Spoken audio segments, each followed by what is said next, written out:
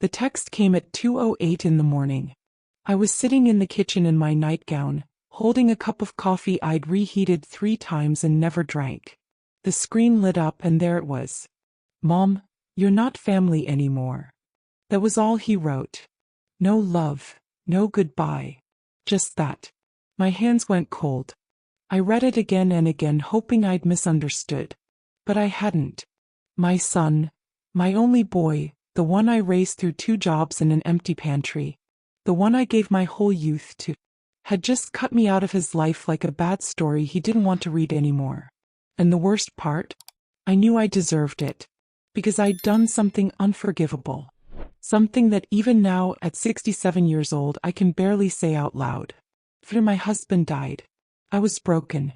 I moved in with my son's family just for a while. Just to get back on my feet. And that's when it happened. One night. One moment of weakness. One man I should have never looked at that way. I crossed a line that destroyed everything I'd built. My family, my dignity, and the only relationship that still tethered me to this world. I haven't spoken to my son in 4 years. But if someone out there hears this story, maybe you'll understand. Maybe you'll forgive what he couldn't. My name is Gloria. I'm from Dalton, Georgia. And this is the truth I've carried in silence. Until now. When Henry died, I stopped being a wife. But I didn't know I would stop being a mother too. The funeral was quiet. Not cold, just quiet. I remember the preacher's words. I remember the smell of the lilies. But most of all, I remember how my son stood 3 feet away from me and didn't hold my hand. I think he didn't know how. I was 67. A widow. A ghost sitting in the front pew. And when everyone went home and the casseroles were all wrapped in foil, I realized I had nowhere left to go. The house Henry and I built together, sold years ago. The apartment I was renting, too quiet, too empty. My son Danny said, "Mom, just come stay with us for a while. We've got space." I didn't argue.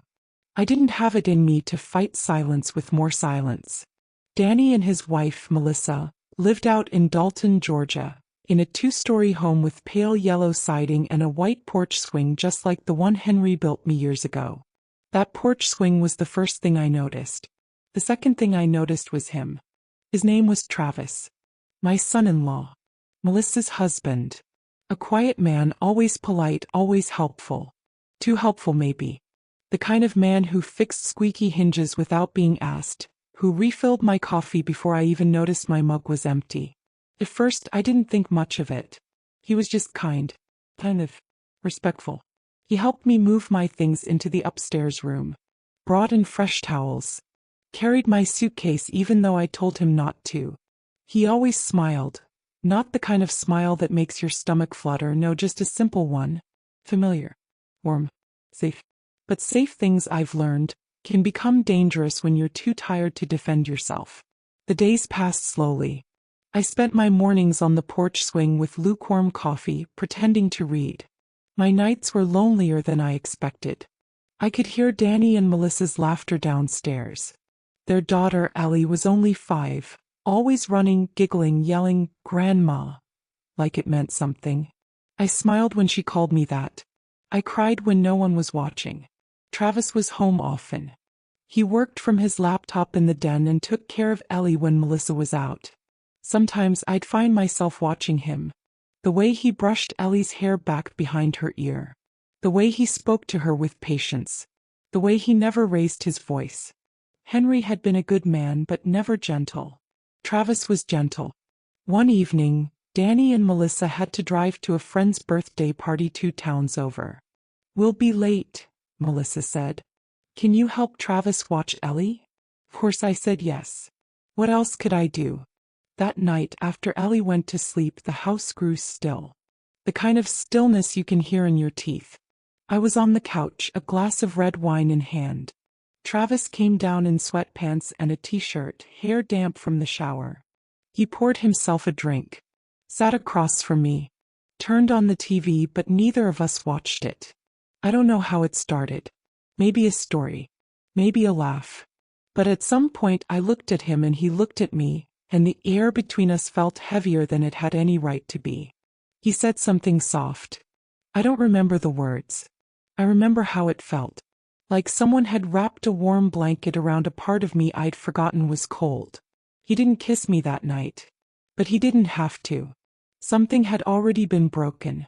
The next day I avoided him. The day after that he avoided me. But the silence didn't last. You can't uncross a line once it's crossed.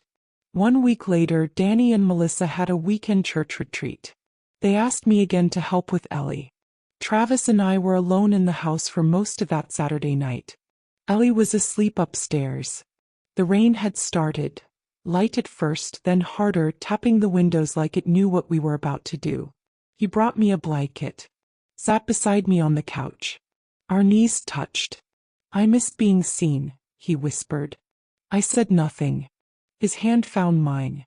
I didn't pull away. The rest is a blur of motion and heat and guilt. The kind of guilt that hits you after, when the house is still and your body aches from things it should have never done. When it was over, Travis stood up. Didn't look at me. Just said, I'm sorry, and went upstairs to his room like it never happened. I sat on the couch for hours. The TV was still on.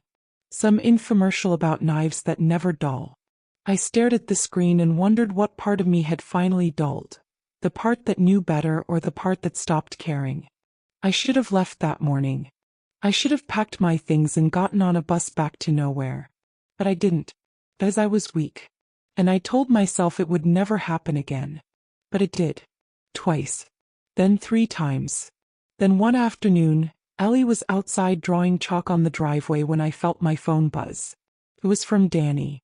Just a single text. Mom, you're not family anymore. I didn't respond to the text right away. I just stared at the screen like it wasn't real. Like maybe he meant to send it to someone else. Like maybe if I put the phone down and didn't look again, the words would vanish. But they didn't. Mom, you're not family anymore. 7 words. 7 bullets to the heart. I sat frozen on the edge of my bed in the guest room, my hands shaking so bad I dropped the phone twice. The curtains were drawn, the light outside going pink and gold. The kind of sunset I used to love watching with Henry, quiet and slow, the world softening for a little while. But nothing was soft anymore. My skin felt tight. My throat dry. My heartbeat loud in my ears. I knew he found out. Of course he had. It was only a matter of time. I didn't know how. Maybe Travis told him. Maybe Melissa overheard something, or maybe it was Ellie. God help me. Maybe she saw something she shouldn't have. But what did it matter how? The damage was done. Danny didn't call. Didn't knock. Just sent a message and disappeared. The next morning, Melissa was already in the kitchen when I came down. She didn't say hello. Didn't ask how I slept. She just looked at me, cold, tired, hollowed out. Danny told me, she said flatly. That was it. 4 words. No screaming. No crying. Just facts. I need you to pack your things, she continued. You can't stay here. I opened my mouth, but nothing came out. I don't want to talk about it, she added, her voice brittle. I don't care why it happened. I don't care what you were feeling. You're my husband's mother-in-law. My daughter's grandmother. And you. She stopped. Her voice cracked. You were supposed to be family. I nodded. I didn't defend myself.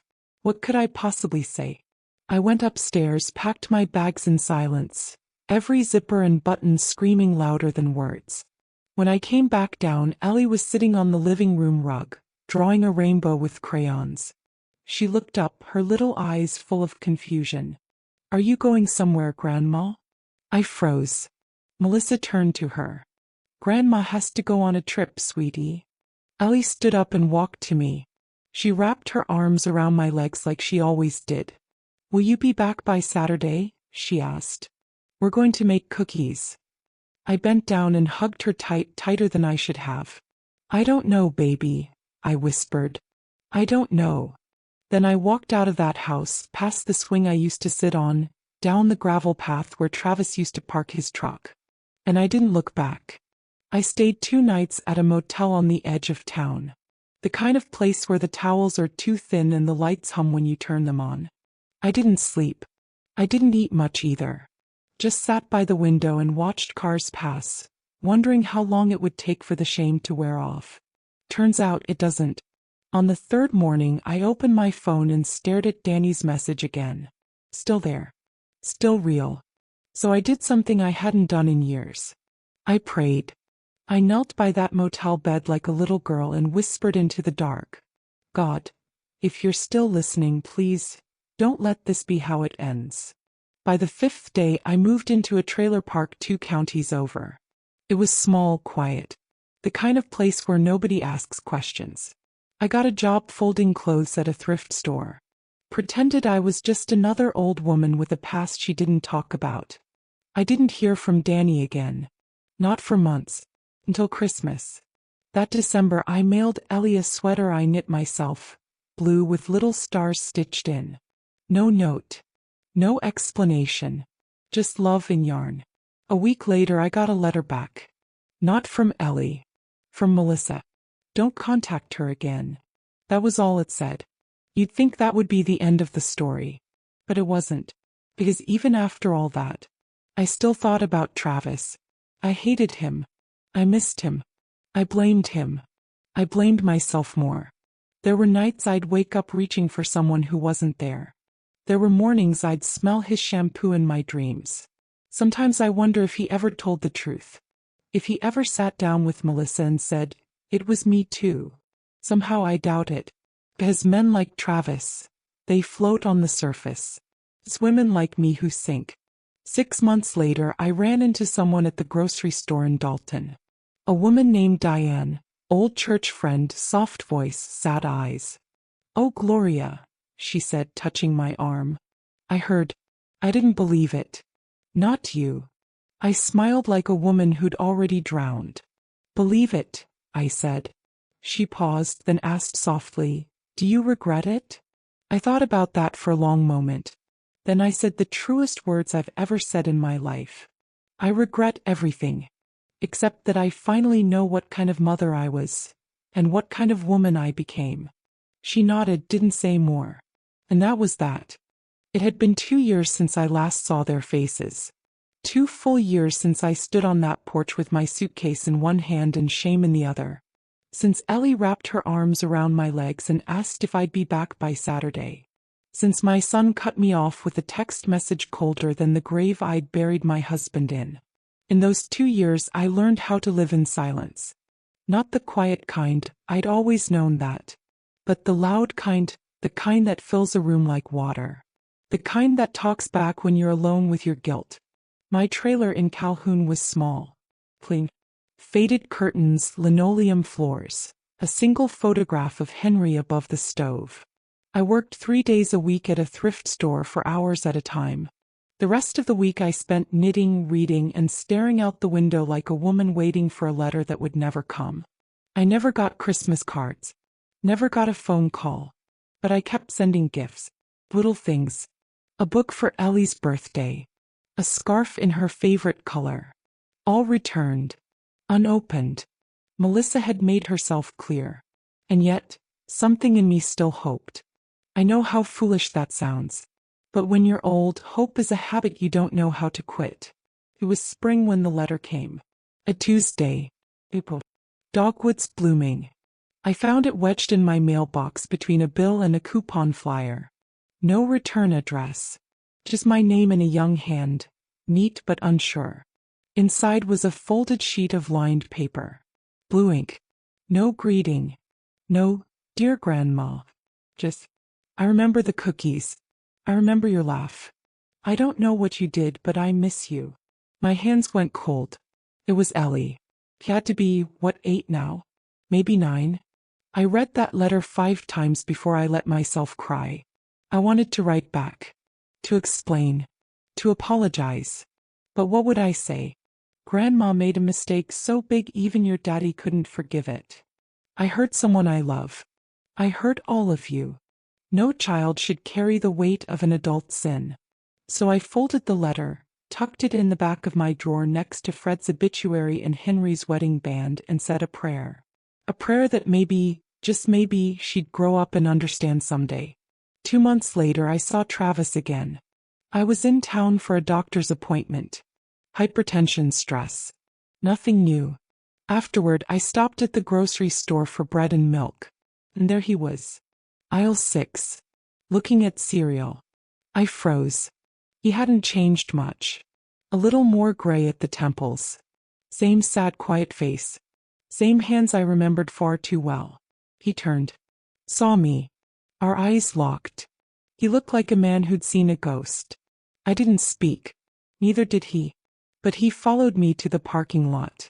Gloria, he said, breathless. I turned, heart pounding. Don't, I said. Please don't. He stepped closer anyway. I never got to say I'm sorry. I laughed. A bitter, empty sound. You said sorry. You said it right after you ruined everything. He winced.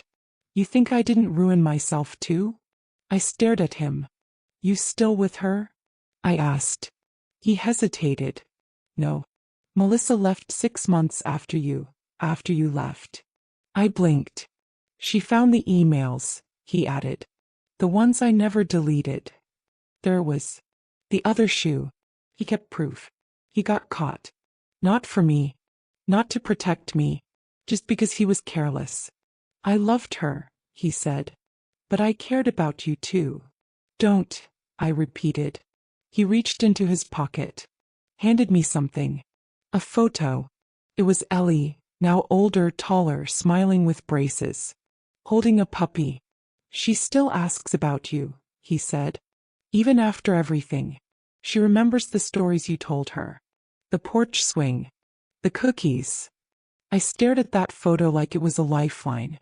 I'm not asking for anything, Travis said. Just thought you should know. And then he left. That night, I sat with that photo on my lap for hours. So much time had passed. So many chances wasted. And still, part of me longed for a second chance. Not with him. Not anymore. But with her. With my granddaughter. I mailed Ellie a letter. Not a long one. Not a confession. Just 3 lines. I still think about you every day. I'm still proud to be your grandma. If you ever want to write again, I'll always answer. 2 weeks passed. No reply. Then one day, a postcard arrived. A drawing of a horse. Signed simply, Ellie. No words. Just her name.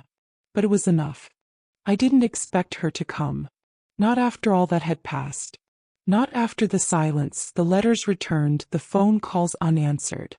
But one late afternoon in July, sun still hot, air heavy with honeysuckle, I heard a knock at the door. Not urgent.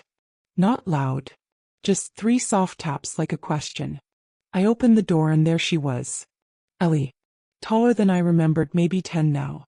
Her hair in a ponytail. Shoulders hunched like she wasn't sure if she'd made a mistake. She held a backpack and a bottle of orange soda. Daddy thinks I'm at summer reading club, she said quietly. I blinked. My friend's mom dropped me off 2 blocks down. I walked. I didn't know whether to laugh or cry. You walked in this heat? I asked. She nodded. I wanted to see you. I stepped aside. She walked in like she'd been there 100 times before. And just like that she was back. We sat at the table. I made lemonade, though I was shaking so hard I nearly dropped the pitcher. She took out a photo from her backpack. A drawing, really, her and me holding hands under a big tree. I remember the tree swing, she said. And your stories. I swallowed. My throat felt like sandpaper. I didn't know if I was allowed to miss you, she added. I reached out and covered her hand with mine. You're allowed to miss whoever your heart misses, baby. She stared at me. I asked Daddy why you don't come around. He didn't want to talk about it. I nodded slowly. That's fair. She leaned closer. Did you do something bad? And there was the question I'd feared. The moment I'd replayed in my head 1,000 times. I didn't want to lie. Not to her. Not anymore. I made a mistake, I said. A big one. I hurt people I love. Including your daddy. Did you hurt me? That stopped me cold. I thought about it. Not on purpose, I said. But maybe, in a way, yes. She looked down. But you still love me, right? I didn't just nod. I cried. More than anything, I whispered. She climbed into my lap like she used to and held me for a long time. She stayed for only an hour.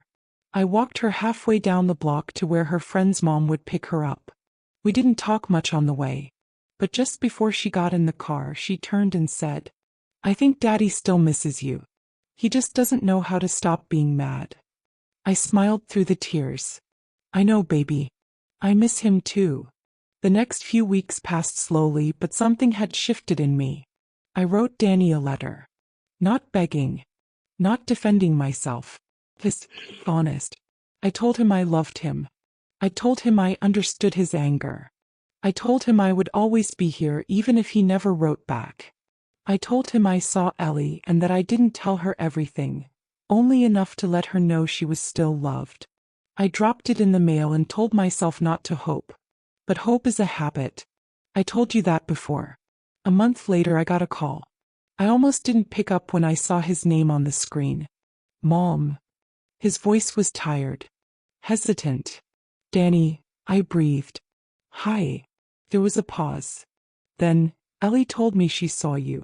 That you didn't tell her details."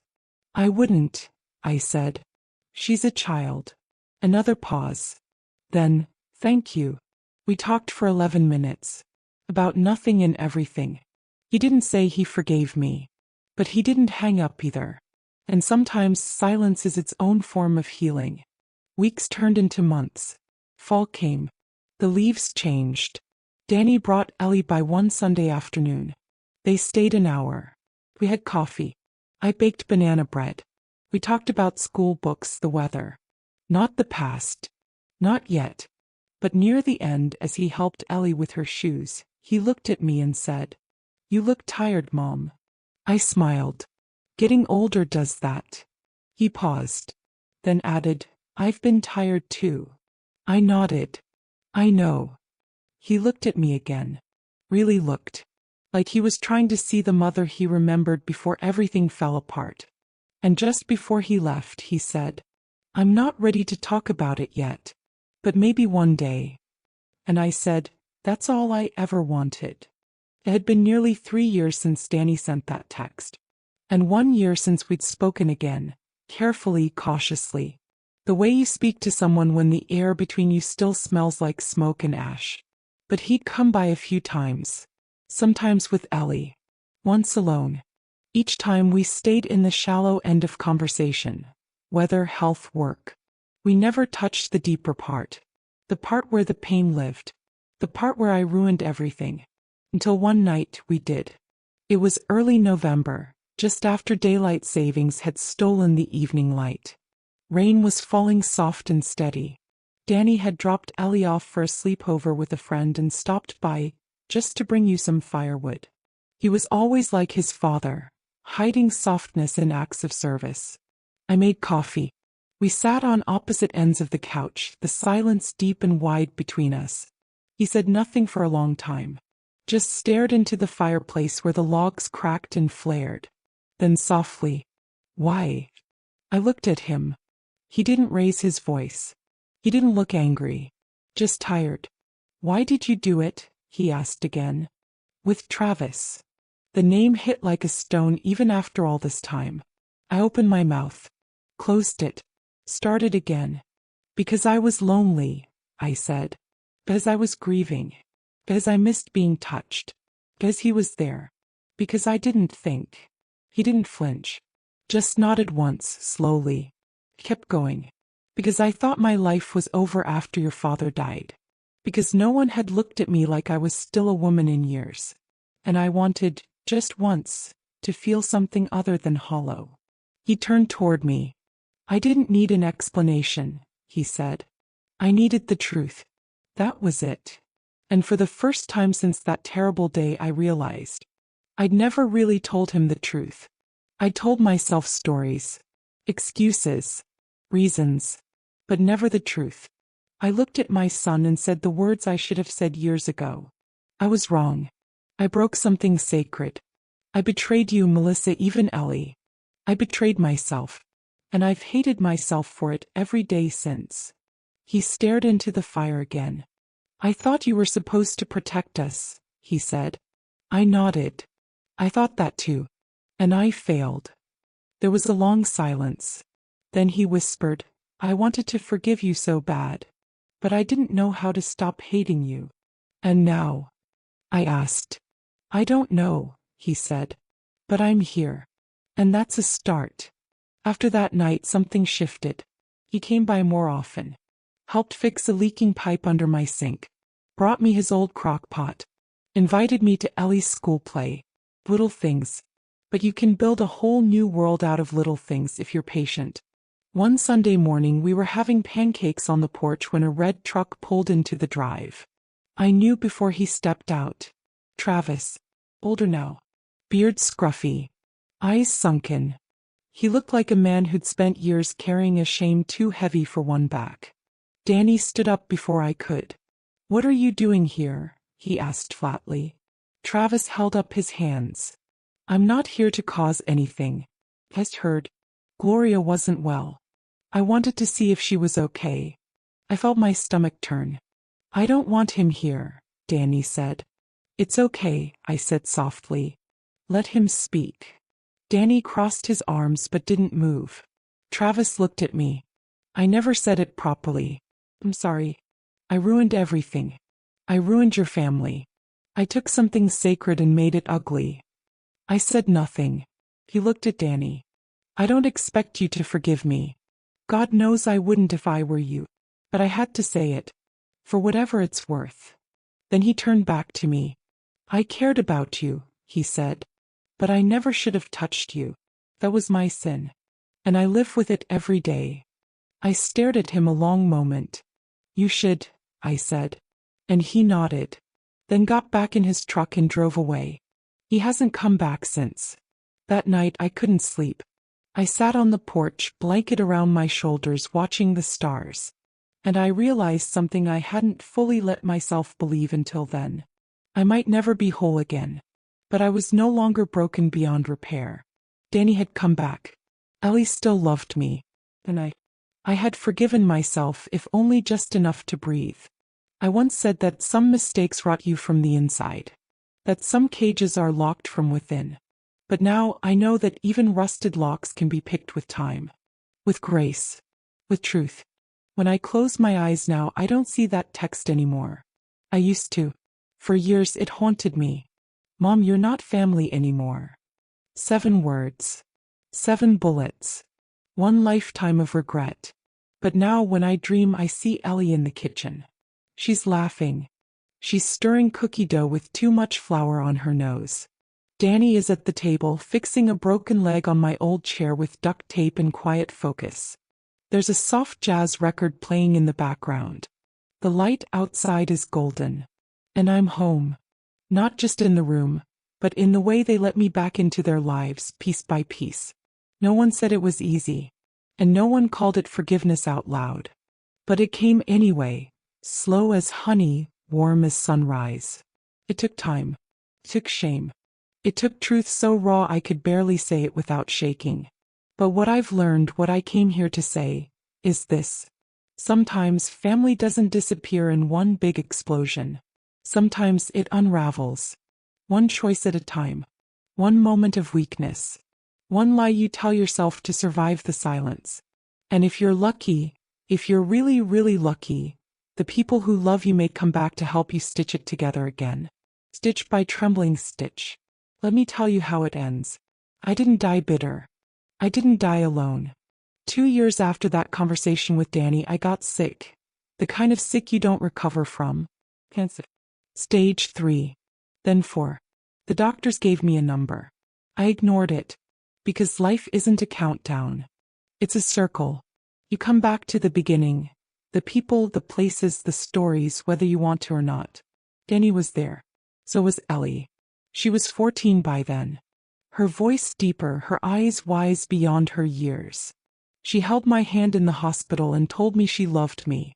She called me grandma like it had never stopped. He baked me cookies, dry but heartfelt. Danny fixed the squeaky wheel on my old wheelchair. Melissa never came. And that's okay. Some wounds stay closed. Some people choose silence. I respect that now. I no longer chase redemption from everyone. Just the ones who reached back when I reached out. On my last good day, Danny wheeled me onto the porch. We sat on the swing. The same swing Henry built for me 40 years ago. The same one Travis stood under once, full of guilt and nothing else. The wood creaked. The air smelled like rain. And I turned to my son and said, I forgive her. He looked at me. Mom, who? Myself, I said. I forgive the woman I was. And the girl I became when she was too tired to be strong. Danny didn't speak. But his hand found mine. And we rocked in silence until the sun dipped behind the pines. If you've made it this far, if you're still listening, I want to tell you something. You are not the worst thing you've done. You are the love you still carry. You are the truth you finally spoke. You are the hand you reached for, even if it pulled away at first. You are what you choose to rebuild no matter how late. And if someone ever says, you're not family anymore, you look them in the eye and say, maybe not by blood, but I'll love you like I still am. My name is Gloria May. I was a mother, a widow, a woman who made a terrible mistake. But I did not leave this world unloved. And I did not leave it unforgiven. And if there's one thing I hope you remember when my voice fades, it's this. Shame can silence you. But truth, even painful truth, can set you free. Speak it. Live it. And forgive the parts of yourself you buried just to survive. Because somewhere, someone you love is still listening. Just like you. If you've ever loved someone and lost them to silence, tell them today. Or tell yourself, you still matter. Leave a comment if this story touched you.